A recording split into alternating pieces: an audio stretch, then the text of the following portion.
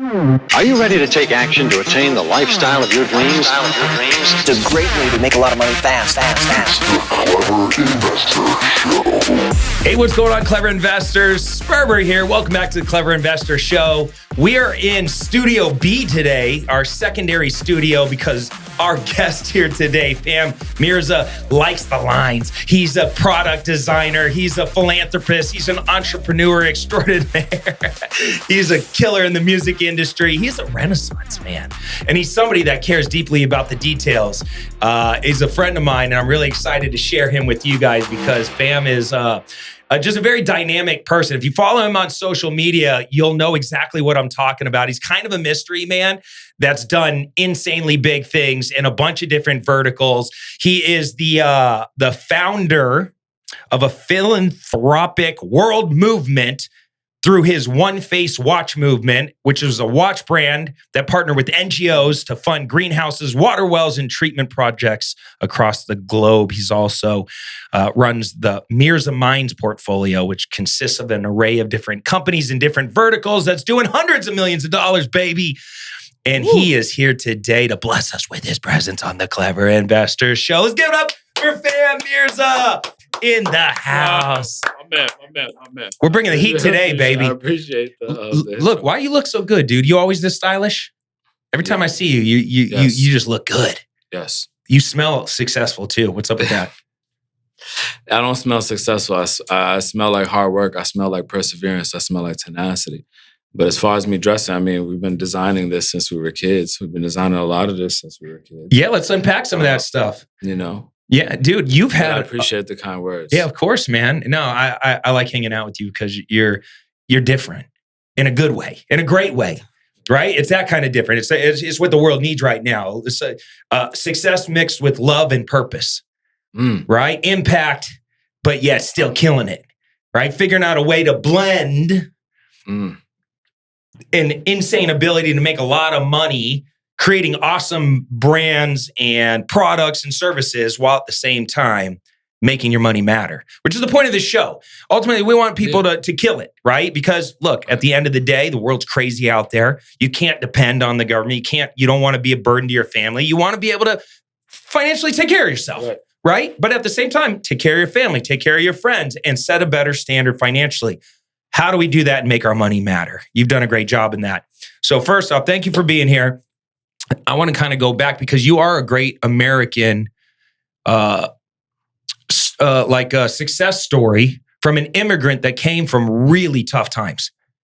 You know, really tough times. Like guys like me, like we're kind of like wussies. We magnify. You know, I grew up with not a lot of money. My grandparents lived in trailer parks. They slept in rooms with me, like that kind of stuff. Right. But then I see a video of you growing up in the slums in India. With no running water, very little resources, you're still I mean, you know, I'm a fan of you too, and I'm a fan of you because of the consistency and the tenacity that you've had throughout the years. But as far as when it comes to that, you know, okay, get it. We didn't have running water for like 2-3 days, and we had to figure out ways to salvage the water and share with the neighborhood. Those are all tactical things that a human being figures out as along the way. You living in a trailer park, I'm sure you've had many of struggle. Anybody living somewhere else that has many of struggles. I'm sure a lot of people have many of struggles, but it's about how you adapt and you counteract those struggles. And that is why a human being is the apex predator. We are not the apex predator because we are the strongest of them. A lion will maul you. You could be the size of Dikembe Mutombo, and a lion would maul you, right? It doesn't matter how big you are. It doesn't matter if you fight like Khabib. None of that matters. It's about adapting to your environment. That is why a human is the apex predator. That is why certain people have, blue eyes and blonde hair, and other people have brown eyes and black hair, and so on and so forth. It's because we've adapted to the environment and we've shaped ourselves by that. I like that outlook. That's actually good. But that doesn't change the fact that you grew up in one of the worst places to ever grow up with very limited resources. Your parents abandoned you at a very early age. Damn, I don't want to say abandoned. No, come on, man. Let's just say, they set you up because they couldn't take care of you at the time. And they sent you to live with your aunt. but I respected the hustle, because there would be no, there would probably be no Fam Mirza. There would be no Fam Mirza without, to the full fledged of what a Fam Mirza is without the United States of America. This is a country where you have opportunities. This is a country where you can go from being on the side of the road to being a multimillionaire. The My Pillow guy. Smoking crack one day, boom, goes from the side of the road. Now he's selling pillows worth $250 million. And it's like, wait, what happened? It's like, okay, but that's enough hard work and tenacity. Well, I do agree with you. We live in a great country with lots of opportunity and a foundation, a legal foundation where we can start businesses and take shots and eventually become this great success story. But here you are, you're a kid. Your parents sent you off to live with your aunt. You're growing up in these really harsh, where in India? Hyderabad, India. Purani Veri. And what's your actual nationality and background? We're mixed with Azeri more of. We're like Azeri, Azerbaijan, we're like, Persian, we're mixed. And my dad is Egyptian, so we're mixed with a lot of different things. Cyprus, Greece. Got it. But your aunt's living in India, you're growing up with her, and at some point your parents come for you or call for you. I'm like 20% Indian, Okay. So now, how old were you when you actually made it to the United States? I'm about like 10, 11. Okay, you're 10, 11. Now you're here. And your dad was working for the military. They're crazy. Yeah. So the crazy part is, when we landed at that airport at O'Hare in Chicago, my dad, he looks at me and he says, this is it. This is a country where a man with enough knowledge and enough hard work can make anything of himself. And I took that into account. He's saying it at O'Hare Airport in Chicago. You know what I mean? So I had to take that into account and I registered that and I played like that. And then I get to my uncle's house and I'm looking at the screen and there's a guy that just keeps jumping across the screen. And I'm like, I was like, who's this black guy that keeps jumping across the screen? He was like, your father teach you nothing in Saudi Arabia is Michael Jordan. He was like, he's not even a guy. He's not the guy. I was like, well, he looked like a guy. He's like, no, he is Jesus, Black Jesus. And I'm like, what the hell? I'm like, who's this Michael Jordan guy? And I started studying Mike. And, this is it was his, second to last year. But I started studying Mike. I learned a lot from Mike. I learned the passion that you need to have in the game from Mike. I learned the passion of the game of life from Mike. I learned about a guy that hit a 7/10 of a shot because of his focus in life. That's what I learned from Mike.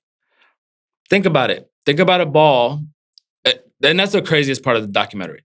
Reggie comes on the screen and he goes, everyone in the building knew where the ball was going to go. The whole arena knew where the ball was going to go. 7/10 of a second, and this man gets the shot off.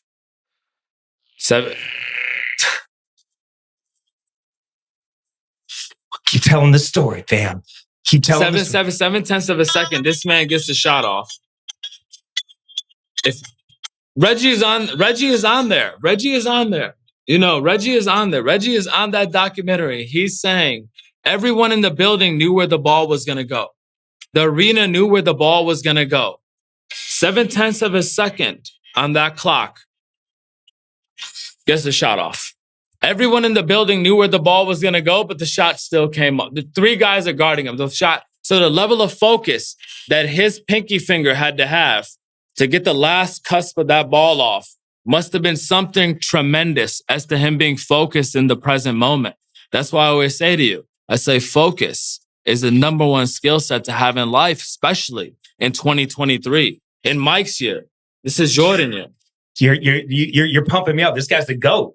The only undisputed greatest of all time. They made the word GOAT for him. All right. So listen, man. So here you are. You're a kid. You're in O'Hare. Your dad's dropping wisdom right out of the gates, saying you have every opportunity. You just got to take the shot. Mm-hmm. You take that to heart. Now, fast forward. I always take the shot. Fast forward. Life is a shot. Yeah, hell yeah. Fast forward. You're now 13, 14, 15 years old. You're entrepreneurial. You're hustling. You're out there just always trying to find little creative ways to hustle.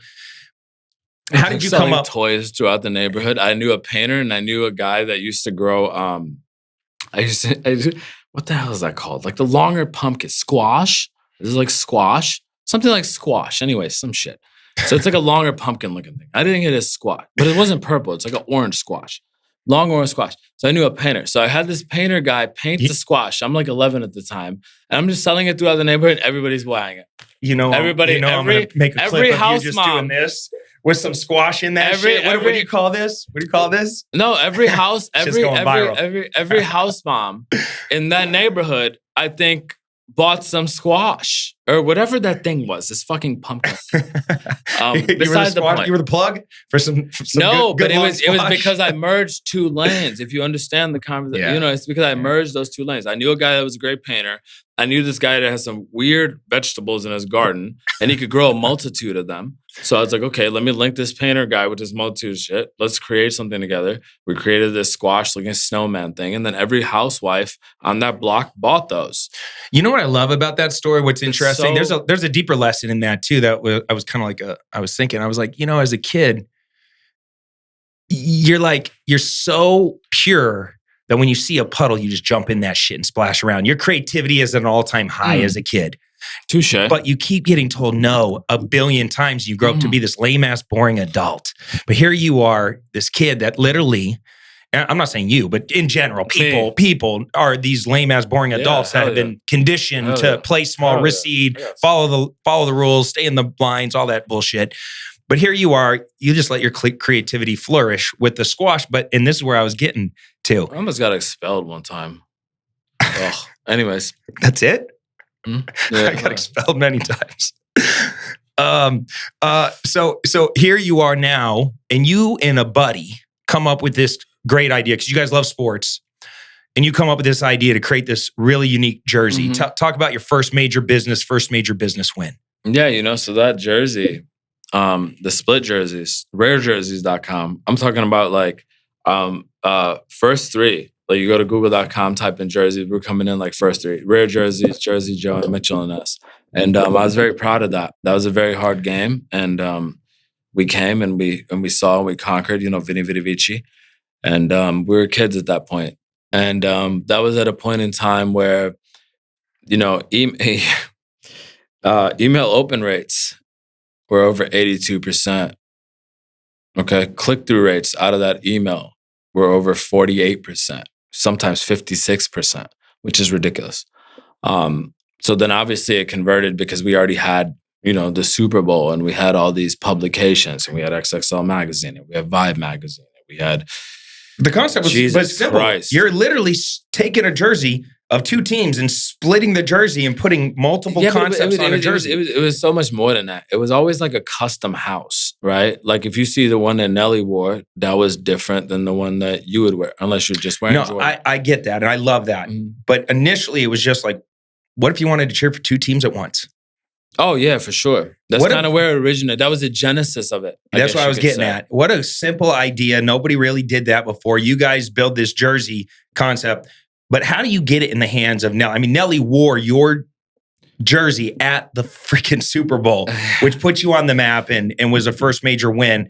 Up to this point, you're kind of slanging $100,000, $200,000 worth of split jerseys. At 13 years old. Yeah, you're which is crazy because that's a ton of money at 13. But you're already thinking but it's also like my hands have frostbite. So there's like the value proposition there for the money. Maybe for certain people it would be. For me, it was not. Because you're selling them out in the cold in Chicago. I'm just not. It's not about money to me. I'm not a guy that worries about money.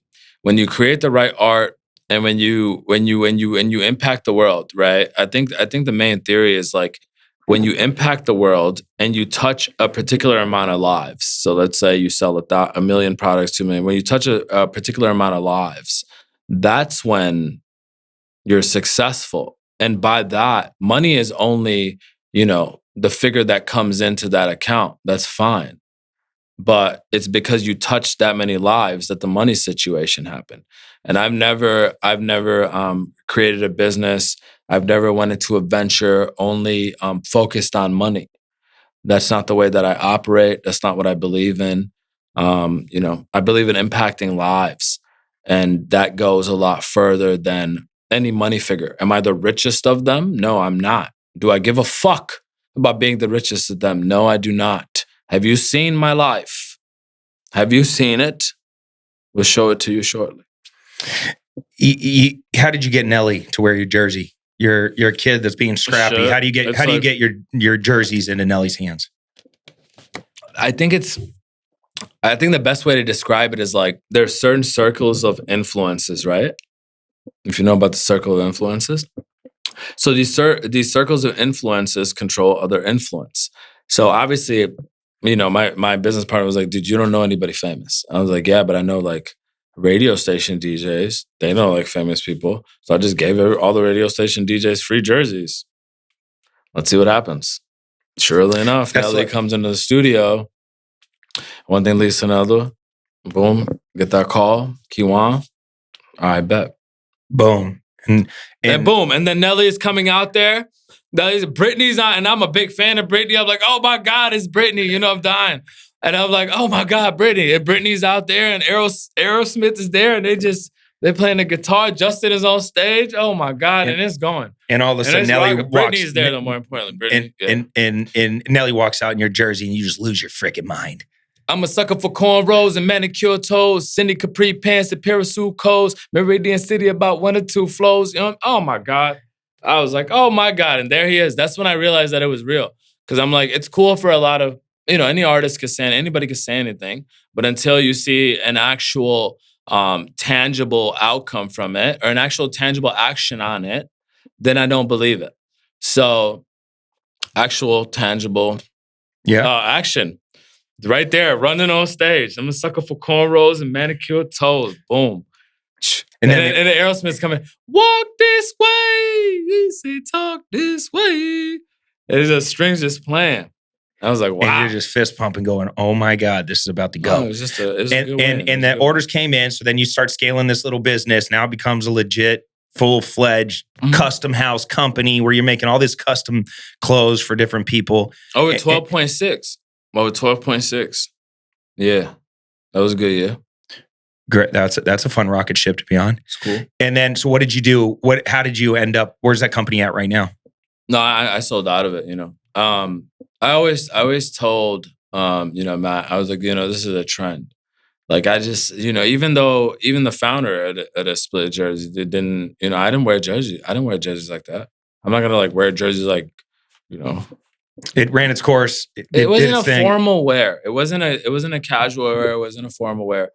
At that point, it was because all the artists started wearing it, right? Yeah. Every Jay-Z, boom, Jay-Z, Nelly, X, Fabulous. Oh my God, Fabulous ordered so many. Appreciate that. But yeah, Fabulous, and like a lot of other rappers were wearing it, so it became a part of the culture. It became ingrained into the culture, and anybody that wanted to be cool, I guess you could say, was started wearing them. And that's cool. How much money do you think you personally made from that little venture? 7 trillion? Or maybe 8. No. Did we make 8? Oh, yeah, we did. I mean, in revenue, yeah, we definitely did 8. I don't think we touched 9, though. It was an 8-figure venture, but, it's cool. Beautiful. I mean, what a great learning. And what are some of the biggest lessons you learned going through that process?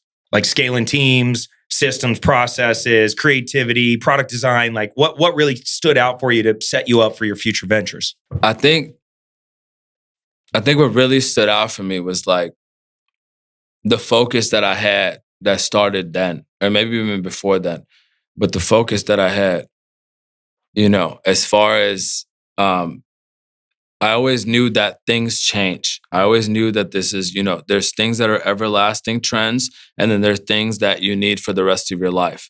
There's certain skills, for example, that are everlasting trends, and there's certain skills you need for the rest of your life. And it really helped me like control my time management skills.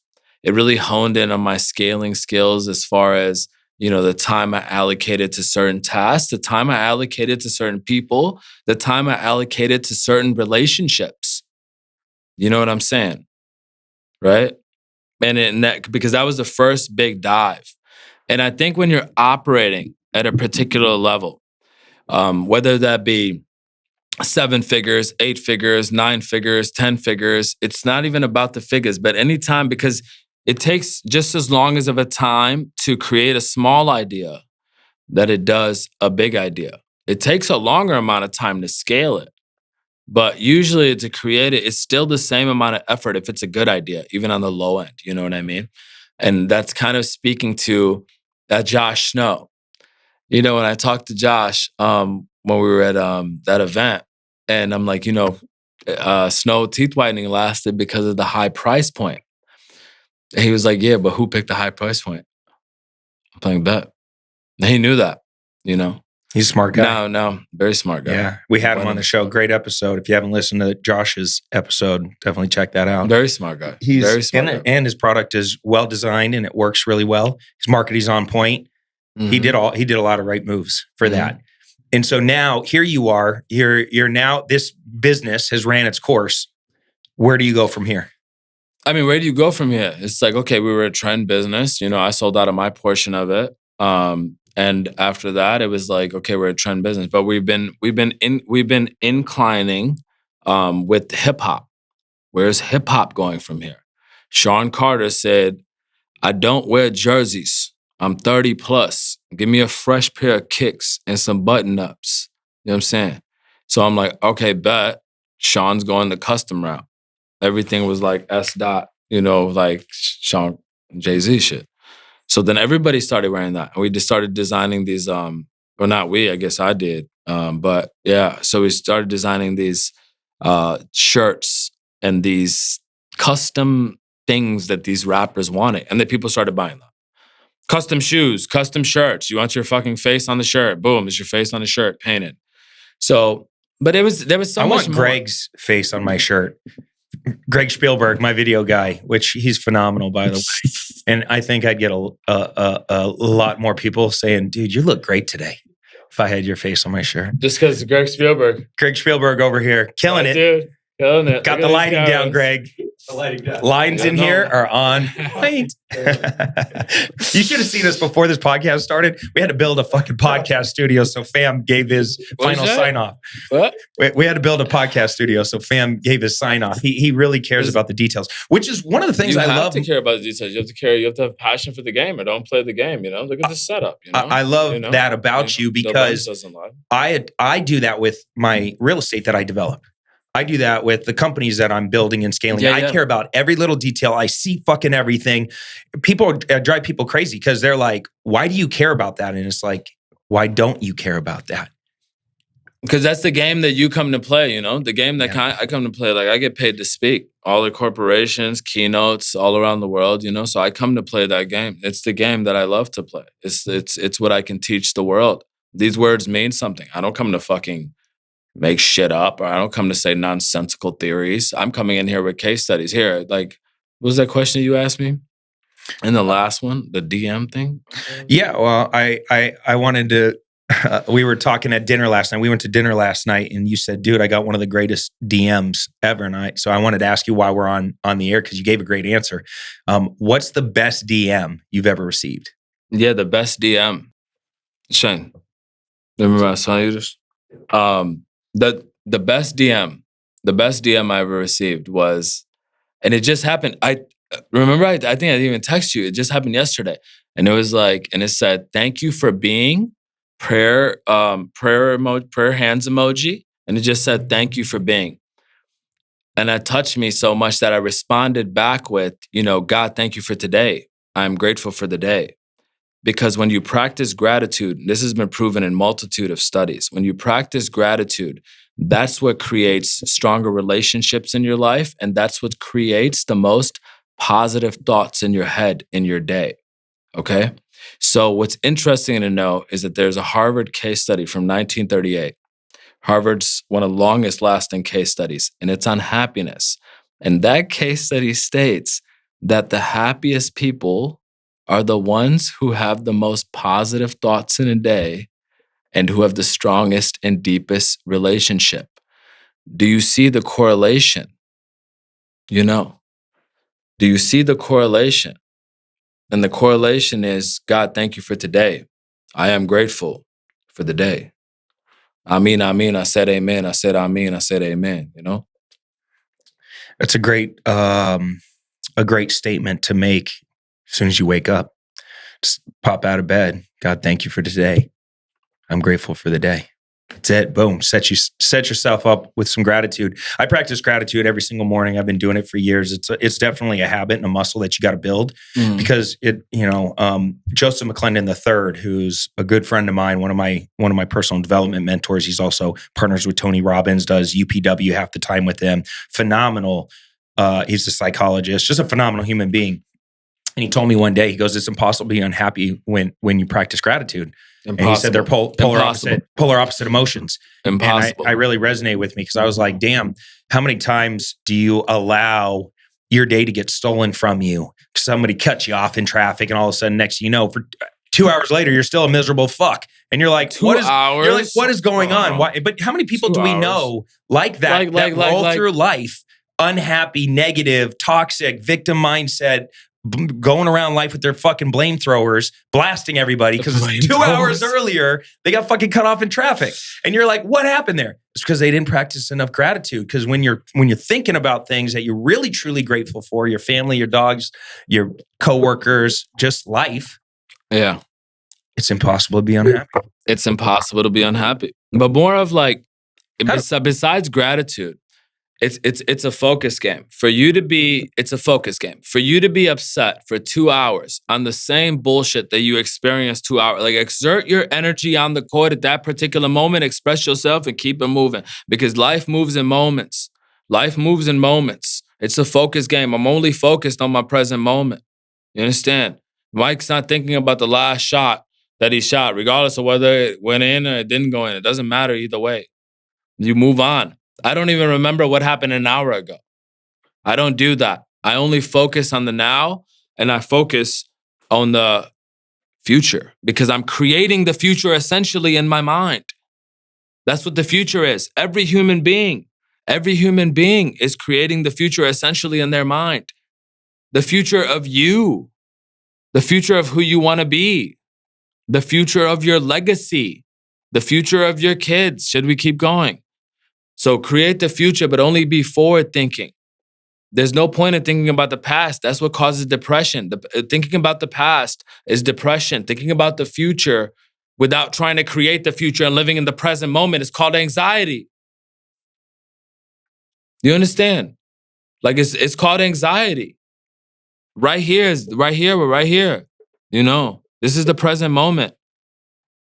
Like always be in the present moment. The only way you can do that is through focus. Focus on the present moment.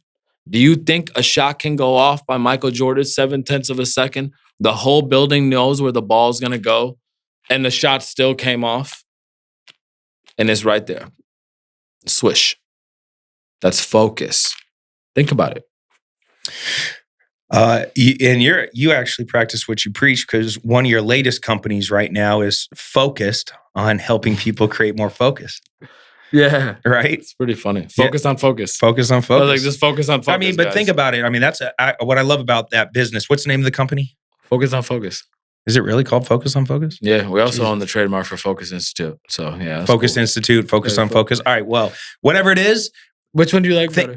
I don't know. Focus on Focus. FOF? FOF, yeah. FOF. This is FOF. FOF. Yes. FOF. I like Focus Institute, I think. But I don't know. It's kind of, if I'm going for corporate brands to pay my company to come in to. Boom. I'm glad you knew that. Yeah. All right, good. I'm going Focus Institute because it sounds some legitimate ass shit. What was the Wolf of Wall Street's, what did he call his business?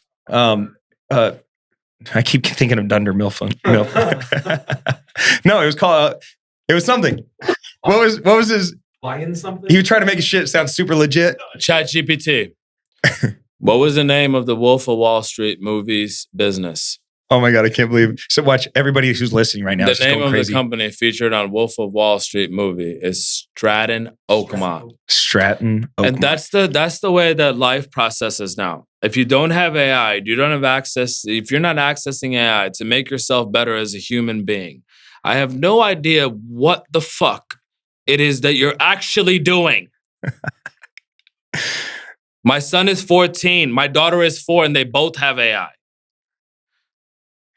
It's ridiculous. They're on TikTok. I'm hoping to replace my kids with artificial kids that always listen to me. Shut the fuck up and do what I say. Just kidding. It's funny. We were messing around at dinner last night and we were asking ChatGPT, who is Cody Sperber? Because you're really hoping it doesn't say some whack ass shit about you. Yeah. And when it nailed it, I was like, all right, I'm doing something right with my personal brand because I knew who the fuck I was.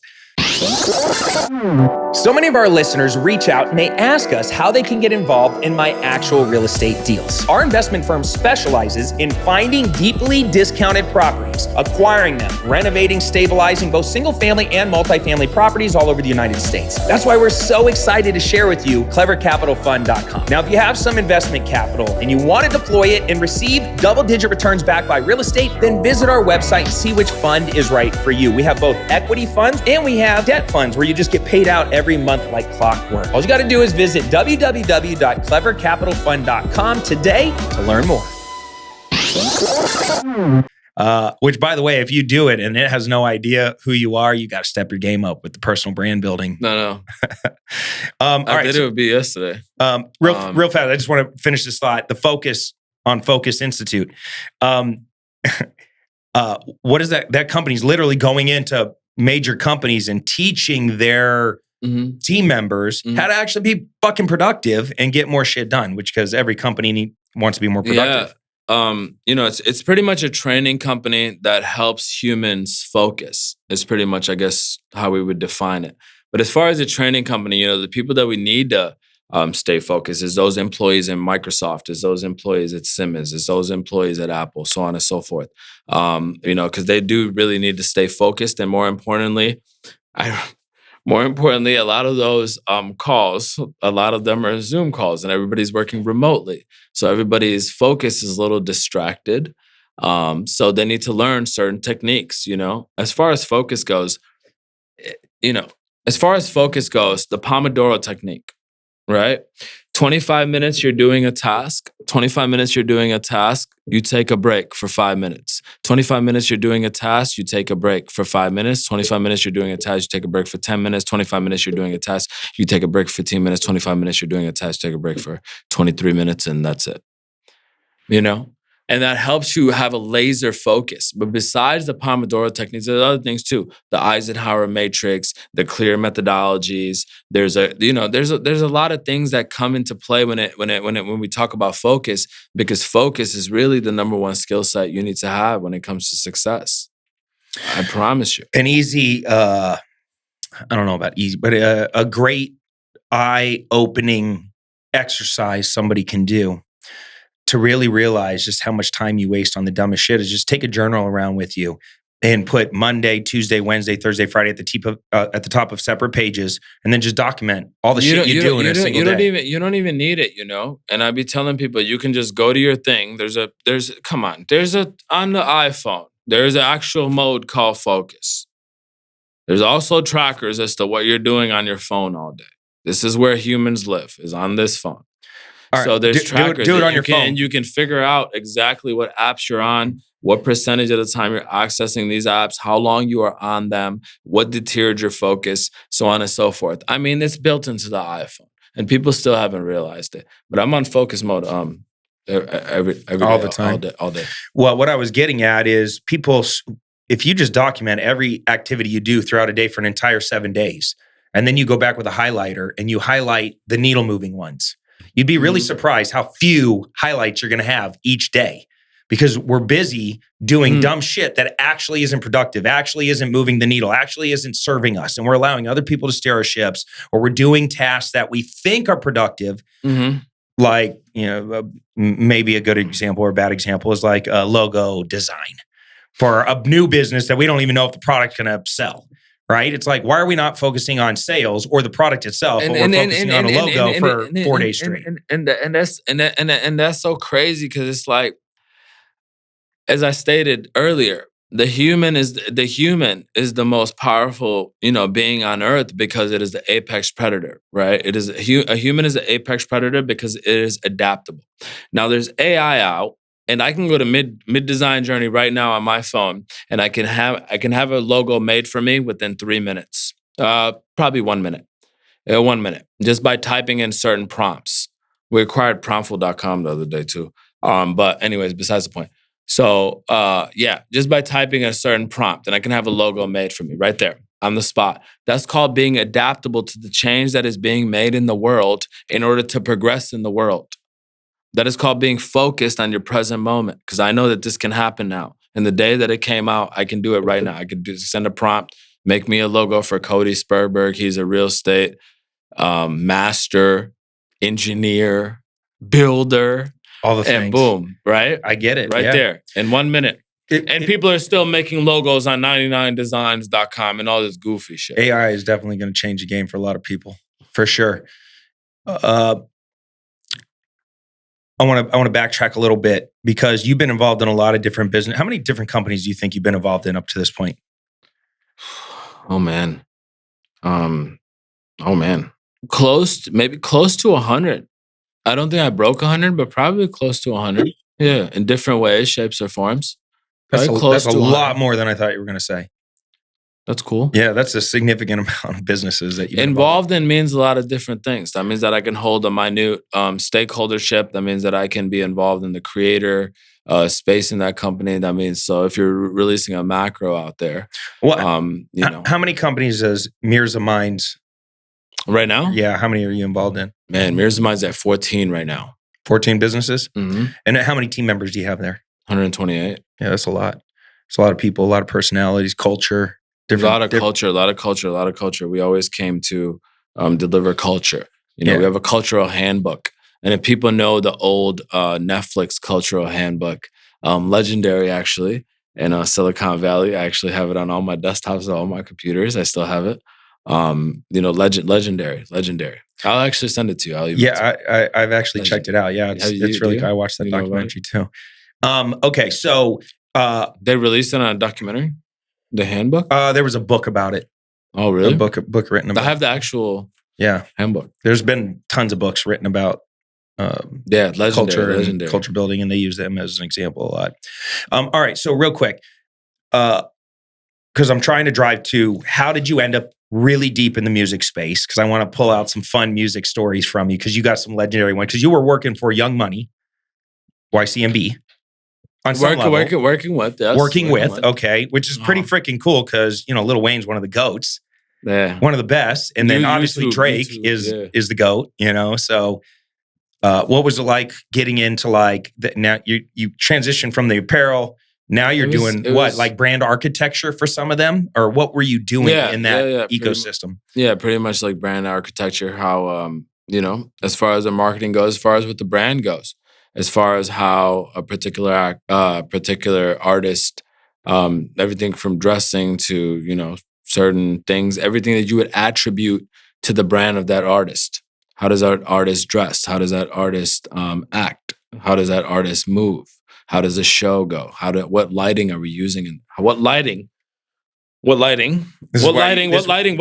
what background, what everything, what lighting are we using on this show? What what f-stop is going on these lenses? We were just talking about this. So that was very important for you to make sure that when the artist showed up, everything has to be up to a par, and because this is making sense now, Greg. This is making sense why he rolled up in here hot and heavy. Yeah. Oh yeah. Especially for his own brand. Yeah. Mm-hmm. Yeah. You boys last game. You boys had some harsh. You didn't like our white boy lighting?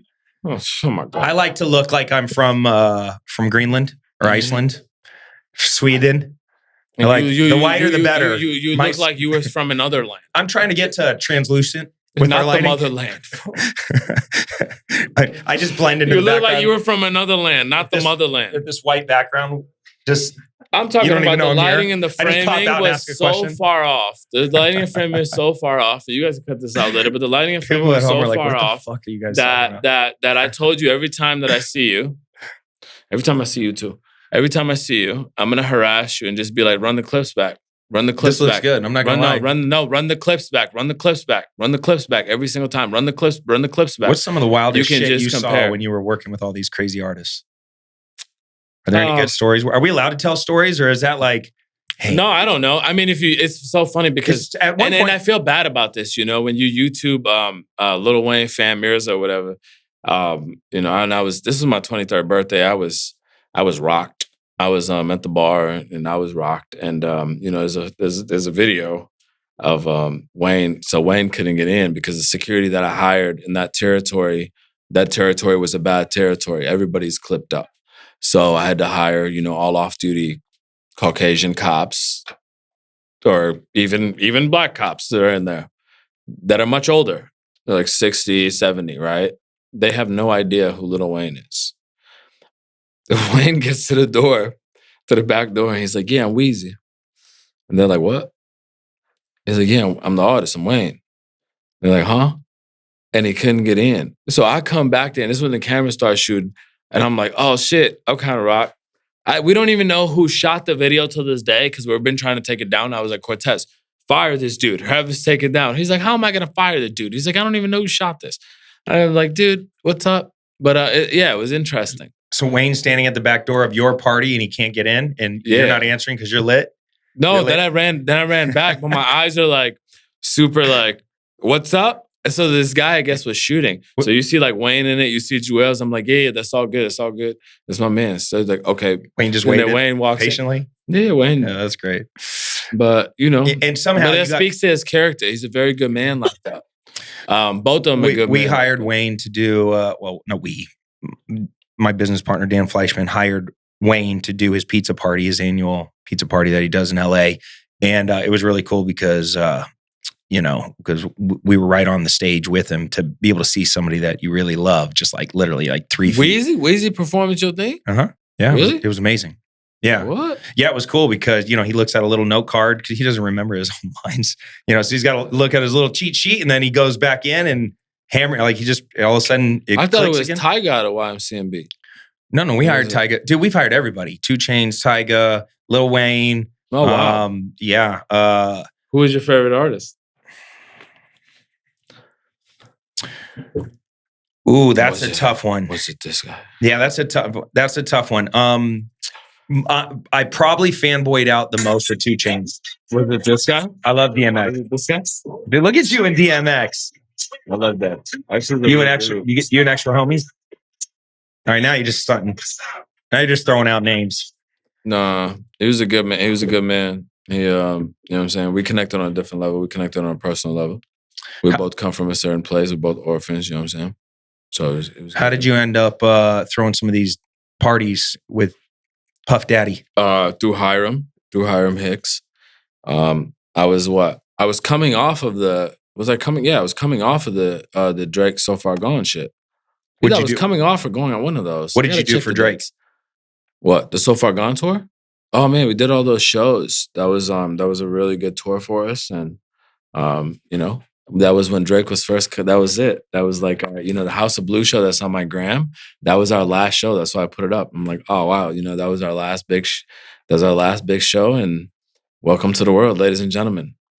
Aubrey Drake Graham. Damn. So you got to be part of a little bit of history making. Yeah. Yeah. And so you guys were helping produce the shows? All the shows, all the marketing, all the branding, all the flyers, all the billboards, all the tour raps, all the videography, all that. I told you guys it was a hell of a run, and it's on there, man. It's amazing to see that show, even for me, because I'm like, wow, I'm standing right there, and I'm like, that's it. Here we go. He's about to be the greatest of all times. That's it. That was the last show. And I told you guys, Fam is mega creative. He's involved in some cool shit. And I like how I'm just like throwing it out there. Like people are just like trying to follow along with this. Like, wait, what? Drake? What? Yeah. You're friends with DMX? That's pretty cool. So all right. So now you're throwing these parties. Mm-hmm. I bet that was fun. Yeah, it was a hell of a time, man. Are you making money from Palladium? Yeah, dude, it's like the Palladium. Are you making money from them? Like 10,000 people. I was like, oh my God, we done sold out the Palladium. All-Star game. Let's go. We sold it out. And we sold it out first before any other venue sold it out. We want everybody to know that. This is a Diddy party, but we sold it out. The Palladium got sold out. That is a big venue, man. Are you single at this time? Huh? He came to real quick. What you mean? No, I was just curious. Were you single on this journey where you were able to have a good time? Yeah. Oh, they said right now. Yeah. But even right now, yeah. But you know, because I'll tell you something. As far as relationship goes, as far as ships go, right? Regardless of whether it's a friendship, a fuckship, a marriage, you know, any type of business partnership, any type of ship, it is your job to curate, cultivate, and foster. Curate, cultivate, and foster. So when I say curate is like you curate people around you that have the skill sets that can bring you up to par, that can, you know, increase your value in your life on whatever your life mission may be. When I say cultivate, it's about taking these people, right? And it's like a tree. You cultivate a tree in order to grow. And when I say foster, then you encourage that tree to grow further. So it's about curating, cultivating, and fostering any people that are on your ship, regardless of whether it's a relationship, a business partnership, a friendship, whatever the case might be. But you have to, those three things is what you need in order to grow a ship. Boom. That was a mic drop moment. That was good. Because you're also a brand designer, a product designer, product designer. Mm-hmm. How did you come up with the One Face watches and create this movement around it? With One Face? With One Face, yeah. Because I think that's probably the thing that when I look at all your accolades, dude, when I look besides at being a legendary ass immigrant that came from very little that turned himself into an awesome success story and a good friend, I would say probably the thing I would say I appreciate that. I'm the most proud of you for is the One Face watch movement, because it's the most proud of me that I'll always be is because of the one. It doesn't matter what we do. Made a big impact. It doesn't matter what IPOs we release. It doesn't matter how big, you know, whatever. It doesn't matter. None of that matters. The focus thing is about to get close though. It's going to be a hell of a rip, and I'm waiting to see. You know. Okay, so tell everybody what One Face is. How did you come up with the idea for these watches, and how did you connect it to become a for-purpose business? One Face was a watch that I designed. It had like a mirror face on it, and I just kind of like went that way. While, you know, I'm industrial, I design a lot of other things. But anyways, as far as a product, and that was it just went that way, and you saw your face, and it was changing the world one face at a time. But the interesting part about it is that, you know, we partnered with all these NGOs on the ground. And we created these particular metrics and these particular handles, because everybody knows that when you donate to charity, whether it's $1, whether it's $5, whether it's $10, you want to know where each one of that penny went out of those dollars. Okay. So if you want to know that, we had to quantify that. We had to quantify that with, you know, one watch feeds 16 children in the Horn of Africa through 1 day's wages. One watch provides 5 treatments in Kenya through Keep a Child Alive. You know, one watch did something, whatever the case might be and whatever that metric was behind it. But that really resonates with people. When you could put a location and when you could put, you know, that tangible action that has happened and that tangible impact that their purchase has made, that is when they understand it. That is when they feel it. That is when they feel that emotion. To say that, you know, I fed 16 children in the Horn of Africa by buying this watch is a very big notch on most people's belts. It would even be on mine, you know. So that's what really made it resonate. It makes commerce feel good. There's a for-purpose component to it. So it quantifies it. Yeah. And hey, look, I'm going to buy the blue watch. I'm going to help these kids in Africa. Yeah. Then you come out with the red drop.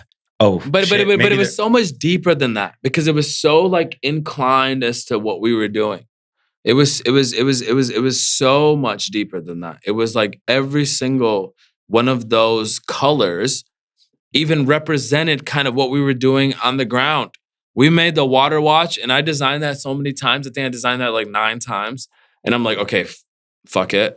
I'm gonna make the straps clear and the brim, just the brim of it, yellow. Okay, because the yellow represented the jerry cans that they would use, you know, in Africa and in India to go get water from the tap. The tap meaning the source, more of, right, wherever that water is coming from. And they would walk miles to go get that water before we built those water projects in that village to, you know, carry that water and clean that water. Got it. All right. Well, I mean, and whatever happened to One Face? We sold out of that. You guys did it out of that. There was a point in time that, and I'm thinking about buying it back now for pennies on a dollar, but that's besides the point. I think I am going to do that here pretty soon. What are you some heard? What are some failures that you've had, like spectacular implosions of things where you're like, dude, we set off with the best of intentions. Business had all the potential in the world, but this happened, and it just fucking derailed. It's not even about what happened. It's about the fact that we are all failures. At least the best of us are. Thomas Edison, 10,000 experiments. Okay, 10,000 of them. Elon will tell you that he was sleeping on couches and that he almost went fully bankrupt before the Tesla hit. Okay. We're all failures. So it's about continuing through life with a particular amount of tenacity. You know, my favorite quote of all time, all right? The number one quote, if I ever got a tat, it would be this quote. I don't have any tats, but if I did get a tat, right? Success is the ability to go from one failure to the next with no lack of enthusiasm. And I always thought, why did he say that at the end? No lack of enthusiasm. Because if you go into the next game thinking about how shitty your last game was, and if you go into your next venture thinking about what you failed on in your last venture, then surely you'll fail the next one. But success is the ability to go from one failure to the next with no lack of enthusiasm. I don't have any tattoos either. But if I did, it'd be a barcode right in my pubic area. I love it. They'd have to scan it to get instructions. You could get it like on your neck next. And it could just be like... You could get it. I would be able to change the directions that happen next, and so I would just fuck with people constantly. You can it would be the greatest tattoo ever. ever. On your neck. And there's gonna be a huge trend now that this podcast, once this gets released, of dudes getting barcode tattoos, because they're gonna fucking be howling when chicks are scanning it. What to do next? What to do next? Step-by-step instructions.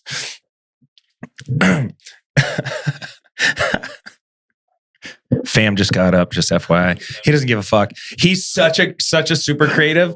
He wanted to see what the shot looked like. Yeah. Greg's got some tattoos. Have you heard? Yeah. What are your latest ones?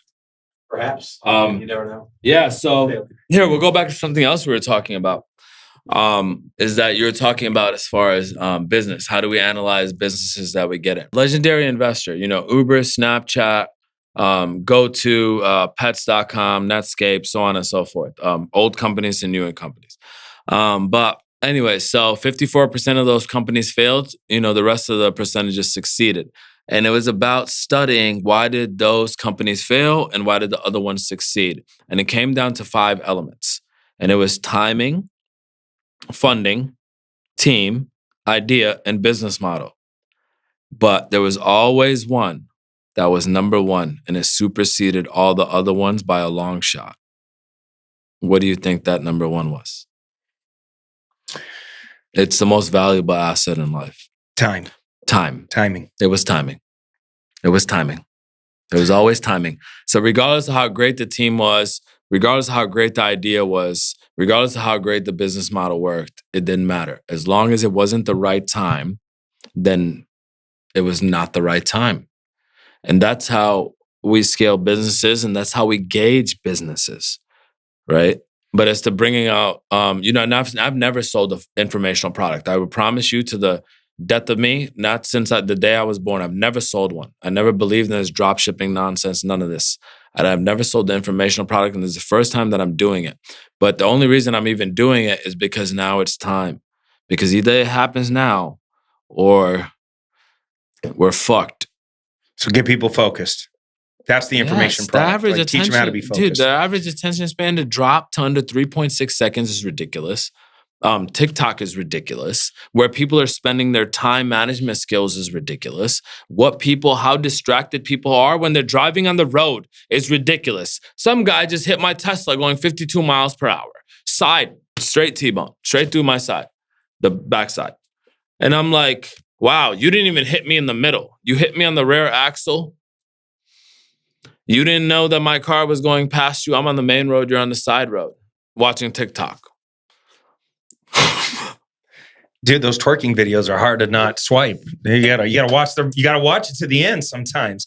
You got dogs juggling and again hot dog eating contest. I don't know. I've never been on TikTok. I don't know what they do on TikToking today. It's ridiculous. I'm actually on TikTok, but I've never been on TikTok. Never been on TikTok. Everybody in the office refuses to download it to their phones. I keep trying to get people to put it on their phones, but nobody will do it.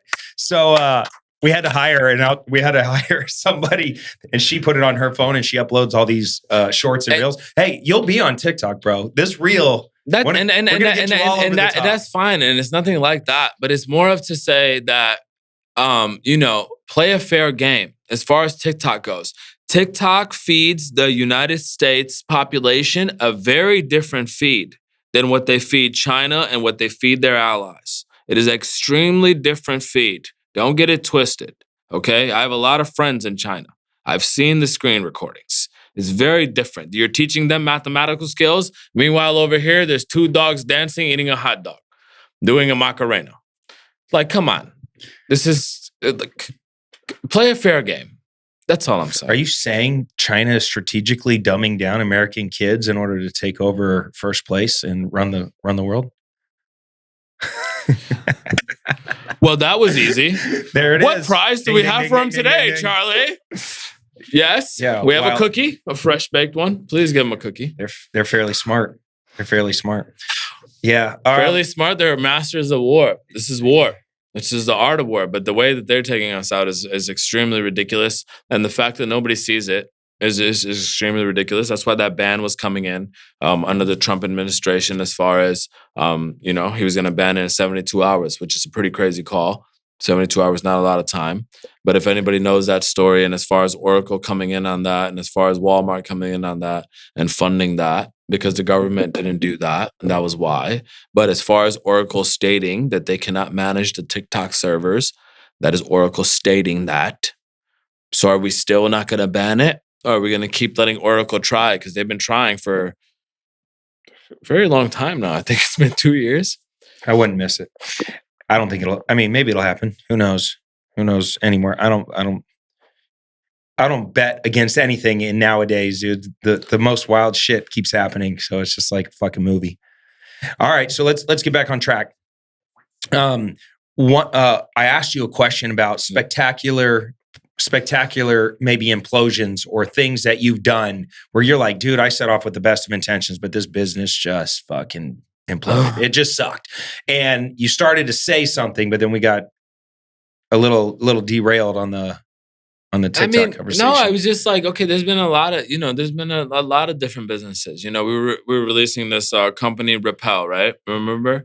And it was a company where you could spray it on your clothing, and then I could throw, Coca-Cola on you, and it wouldn't do anything to your clothing. Amazing idea, right? Yeah, beautiful idea. So you literally, you would take a can, spray repellent on you, and now you're good to go. Mm-hmm. So it's like 3M has a product, something like Scotch Guard or something like that. But that's for couches. So this would have to be a more lower density of the... So you wouldn't hurt like designer clothes or anything like that. This would have to be a lower density of that. All right. So how'd that business fail? And it didn't fail, and Mahmoud Khan saved me on that one. And, who's that? The chairman of Pepsi. But yeah. He's just a homie? He's I would say he's one of my mentors. Okay. But yeah. Well, I like the topic of mentors. How'd you end up finding him as a mentor? I was the youngest mentor of the Cairo Society. And I remember this, and the Curate Society would be, it was at a point in time the most elite group of entrepreneurs in the nation. We recruited the 1%, the 1 to 5% from Yale, from Stanford, from Harvard, from Oxford, from even any colleges, Asian Ivy League colleges we had. And these kids were extremely brilliant. And we mentored those kids. We invested in those ideas. We would build those kids up. But it was like me, Tim Draper, CEO of Cisco, chairman of Pepsi. Nelson Mandela was, Bill Clinton. Like, it's a large squadron of very large mentors.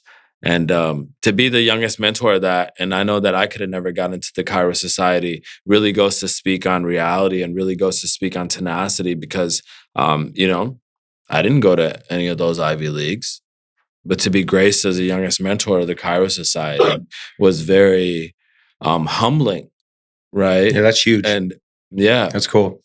and I remember sitting across that table from Hamoud, and I've been watching this guy. This guy moved differently. You know, he was so laser focused, hyper focused on his phone while he walked through a room. Very different rate of walking too, by the way. And I remember this because I'm sitting at the table, and he was like, "Oh, okay. So what is it that you do as a fellow?" And I'm like, "What?" And he's like, "What is it you do as a fellow?" I'm like, "I don't. No. I'm a mentor as well. I'm the other mentor here at the table with you." And he was like, "How could you be a mentor? You're just a little kid." Then I'm like, "No." I was like, "Oh yeah, I'm the youngest mentor at the Cairo Society." And we're just talking and shit.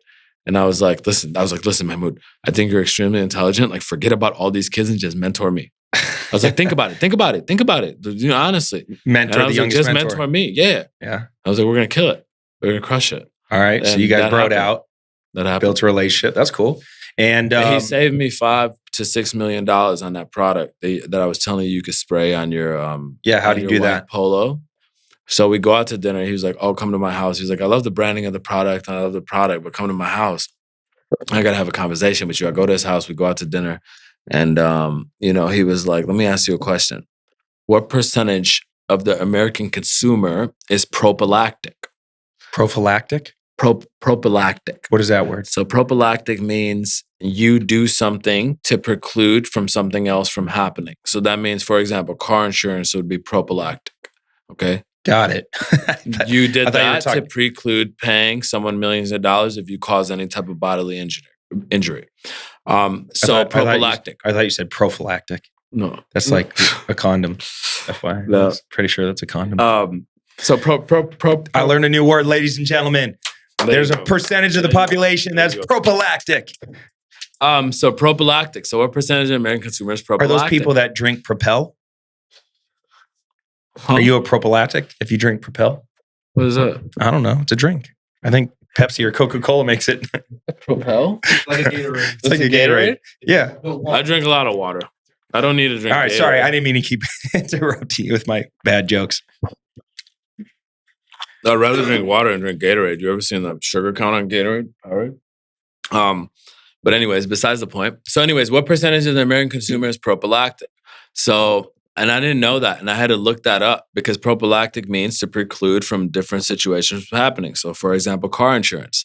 And only 12% of the American consumer is prophylactic. And I was like, wow, right? But the crazy part was I spilled my own drink on my shirt before we left the restaurant. I didn't spray the shirt before I walked out of the hotel room. What percentage of the US consumer is prophylactic? I was not one of them. I scrapped my manufacturing that night and we ended all operations because of that call. Because I was going to pour about 5 million into that. That was a go. That was a heavy go. And it could have went and maybe it couldn't have, but that was besides the point. If had I not spilled that drink on myself, maybe I would have still done it. But since I spilled that drink on myself, I didn't do it. That's interesting. Yeah. Because it's my own actions, you know? As to me living in the present Would I moment. actually buy the can, take the time to spray, Yeah, it be a seems like prophylactic? be No. prophylactic. Probably not. Probably not. All right, cool. Next business idea. Moving on. Next business idea. All right. Next business idea. And how were you involved with Dollar Beard Club? Dollar Beard Club? Yeah, you were helping out with some of the creative, or Yeah, we were doing a lot of creatives together. because that thing shot off like a freaking rocket. It did, and you know, it did, and did a good job starting out. And the creatives really did a good job because Chris Stoikos, one of the greatest creatives that I've ever worked with, one of the greatest soundboards that has been for me as I was there for him. And you know, Chris went above and beyond on those creatives. But as far as, you know, in order to lower the CPA rate, when it comes to money, and you know this, you said you spent $4 million on Facebook ads. So Per year. But per year. So spending, you know, when it comes to money, there's something called a CPA. That is a cost per acquisition per customer that you have. In order to get that CPA down, it has been found over and over again, at least in all the brands that I have dealt with, and we're talking about more than 2 handful of brands that high-end creatives brings that CPA down. That a high-end creative asset brings that CPA down. Okay? It has been found over and over again. Not once, not twice, not 3, not 4, not 5, not 10, not 12, not 14, not 18 brands. Not 23 brands, over 23 brands. So it has been found. Okay? Even a VC firm did it. And I was like, damn, these guys. I was like, I wish that somebody would have called me on that play. Sweater.vc, one of the greatest. Oof. And I don't know if they copy us or, whatever the case might be, but I have a handbook on my phone that me and Chris Stoikos and a few of the other guys. And Just for everybody listening, Chris is the founder of Dollar Beard Club. And I have it, and it's called The Proven Methodology. And this is how we made those videos. It's called because they did go viral. It's called pattern interruptions. Yes, Yeah. And they come in every few seconds, and it's There's a lot of strategy in that creative, of course, and it launched the company. I mean, you guys launched pretty hard. You guys are doing what, $40-50 million a year? Mm-hmm. Yeah, I mean that's for slinging beard oils and shaving things or whatever it was. That's pretty amazing. They were doing well. Any major lessons come out of that? The major lessons to come out of that. This scalability is key, let's say. Scalability is key. Got to put the right team in place. Mm-hmm. Yeah. I've had a hard time scaling. I mean, I've successfully scaled maybe 6 or 7 companies to, over $10 million a year. Some of them much more than that. I've never broke 100 million in a single year though. But it's not about that. It's about like I'm not hands-on, super hands-on as being an operator of every company. I might be involved in the creative process. I might be doing some of the soundboarding, things like that. I might be, doing scripts, doing certain designs for certain products, doing certain videos for certain products, and so on and so forth. I'm not fully hands-on with every company. The companies that we have in Mirza Minds that are in-house, those are our companies, and that's what I'm hands-on with. Obviously, I wouldn't have the time. I don't think any human being can sit here and tell you they would have the time to work on over 17 companies at one time. If someone says that, you're speaking nonsense. Okay? How many does Elon have? So, yeah, I ain't like that. All right. Well, listen, let's end this thing strong because first off, you dropped some heat on here as usual. You're always bringing heat. Appreciate it. I appreciate it. All right. So let's go back upstream. You've now had this journey. How old are you? I'm old, man. You shut the fuck up. How old are you? Past 30. Past 30? Past 30. All right. But you're not past 40. No. Okay. A lot of success for being under 40.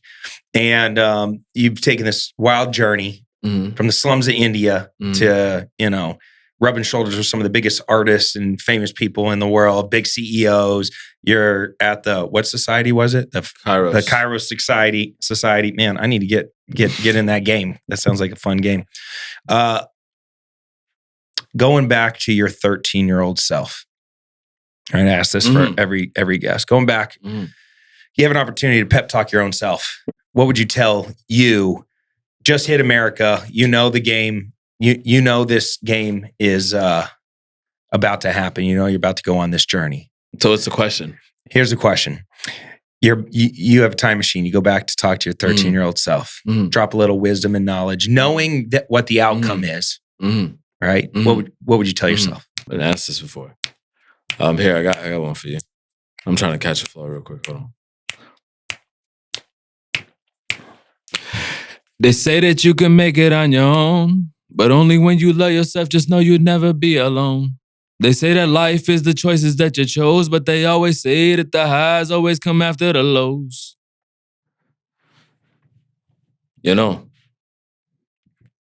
Boogie.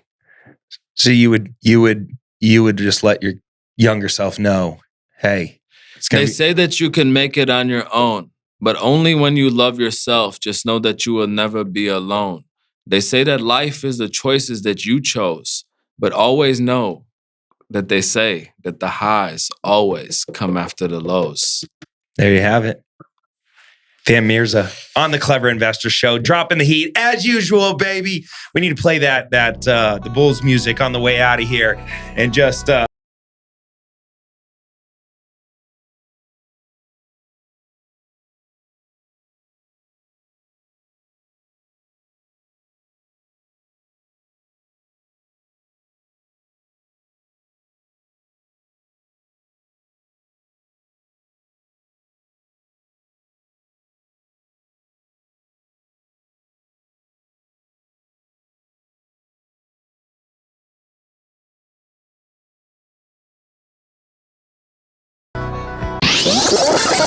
Hey, thanks for being a subscriber of the Clever Investor Show. As a thank you gift, we wanted to give you something that we know is going to help you get started as a creative real estate investor. It's our Real Estate Success Kit, and it's completely free. Just go to www.reisuccesskit.com to customize your kit, but essentially it's a collection of 15 training tools designed to help you get results quickly as a creative real estate investor. From systems to lead generation to finding cash buyers to creative ways to close deals and get paid. Your free REI Success Kit is just a few clicks away. Once again, the website's www.reisuccesskit.com.